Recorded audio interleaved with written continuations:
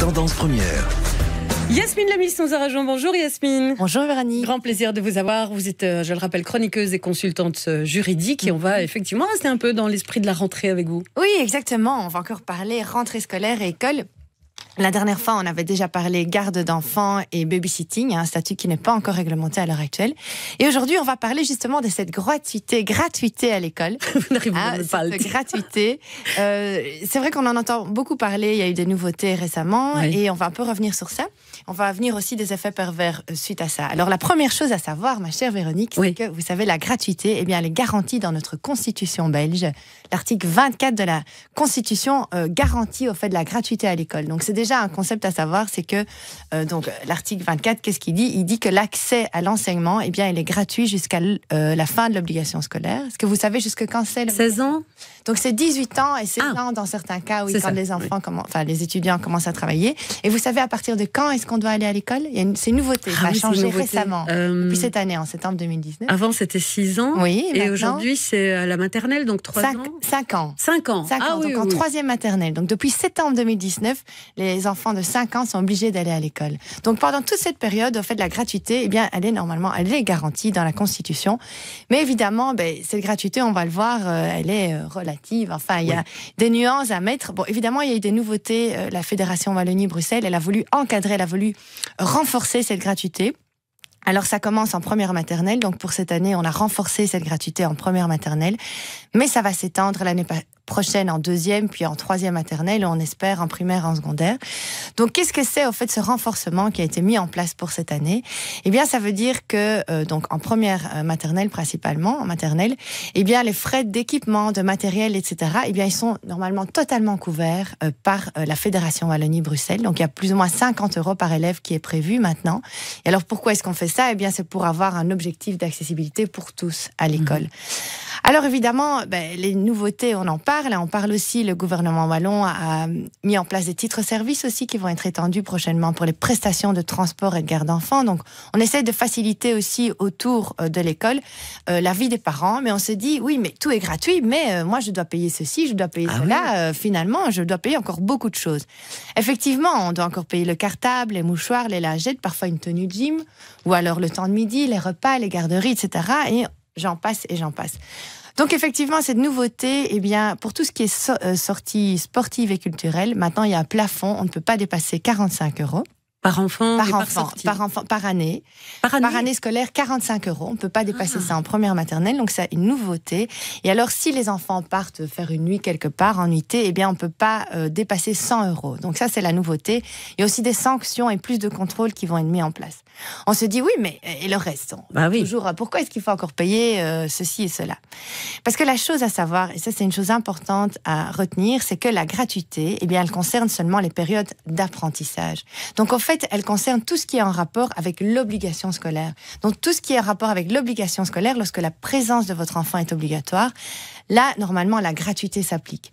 Par contre, quand on sort de ça, le temps de midi, la garderie, les activités extrascolaires, là, alors, on sort du cadre de l'obligation scolaire, et là, c'est un problème. Parce que justement, on va en discuter aujourd'hui, c'est que c'est encore toute une zone de non-droit, où il n'y a pas de réglementation, où il n'y a pas d'encadrement, il n'y a finalement pas de plafond, et c'est là un peu les dérives, parce que dans certaines écoles, eh bien, on assiste un peu à des effets pervers.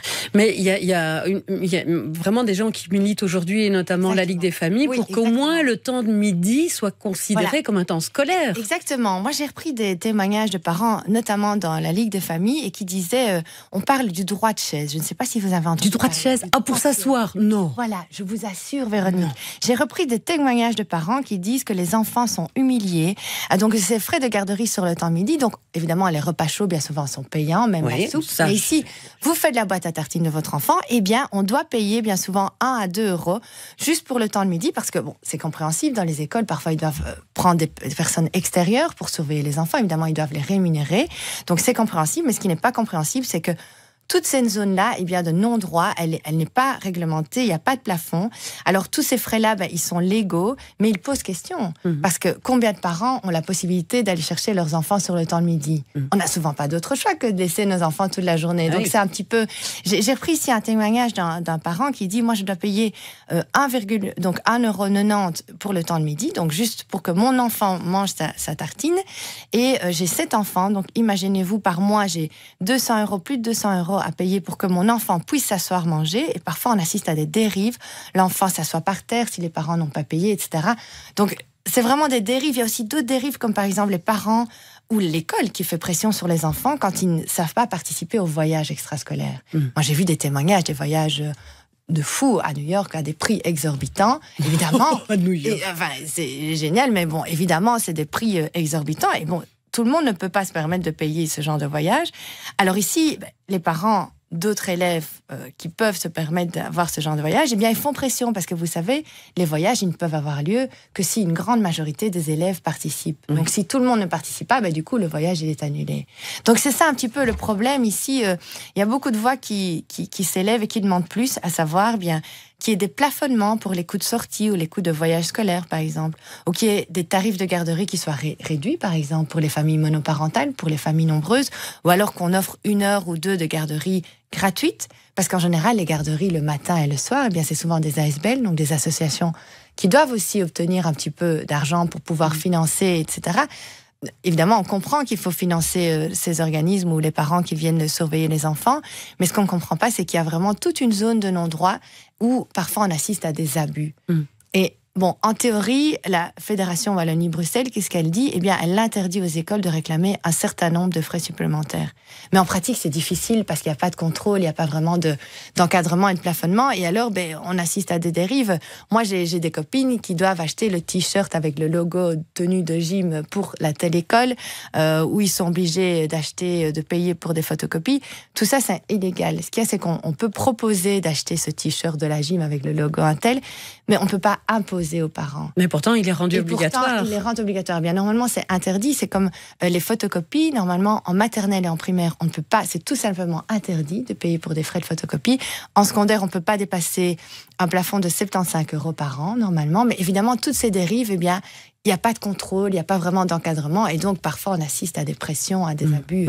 Des situations difficiles. Alors, ça fait longtemps qu'effectivement, les parents reçoivent sans doute, et notamment en primaire, en fonction de la loi, nous ne pourrons pas faire payer les photocopies, mais si vous êtes d'accord de verser une quote-part, vous devez cocher telle case.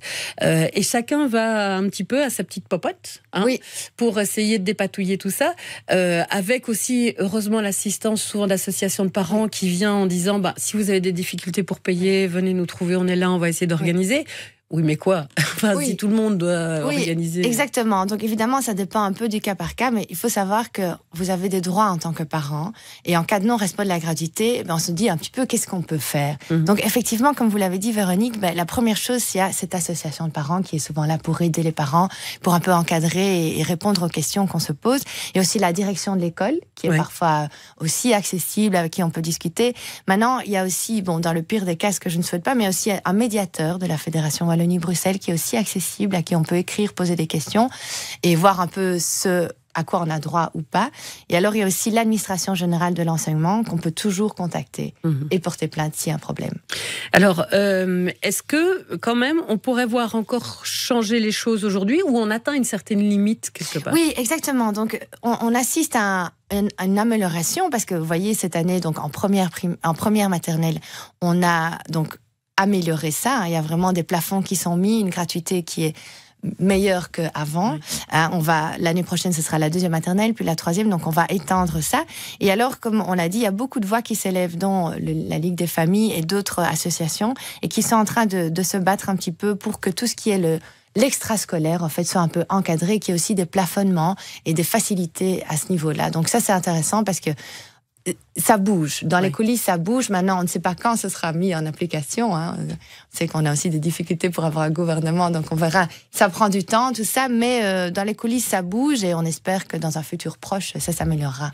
Voilà. Avec aussi peut-être une réglementation, là on a parlé de l'accueil extrascolaire et des temps qui sont considérés comme extrascolaires, mais aussi les livres, par exemple, qu'on vous propose. Alors nous, cette année, on a eu, vous avez le choix, soit de vous acheter le livre parce que vous êtes d'accord de payer, soit on prête le livre, mais si l'enfant le dégrade, il faudra le payer à la fin de l'année. Oui, c'est des enfants de 7 ans, c'est compliqué pour eux de s'assurer qu'ils ne vont pas le dégrader ou des choses comme ça. Exactement. Alors, une chose à savoir, c'est que dans les écoles, il y a une assurance qui est prévue, qui est tout ce qui est lésion corporelle. Donc, si votre enfant se blesse à l'école, eh bien, l'assurance de l'école va couvrir un dommage éventuel. Par contre, tout ce qui est dégâts matériels, ça, on oublie, on ne le sait pas toujours, eh bien, c'est pas l'école qui couvre, parce que c'est comme pendant les stages, ils ne couvrent que tout ce qui est lésion corporelle. Et de lors, il faut que nous, on devra nous sortir de notre poche l'argent pour réparer ce livre dégradé.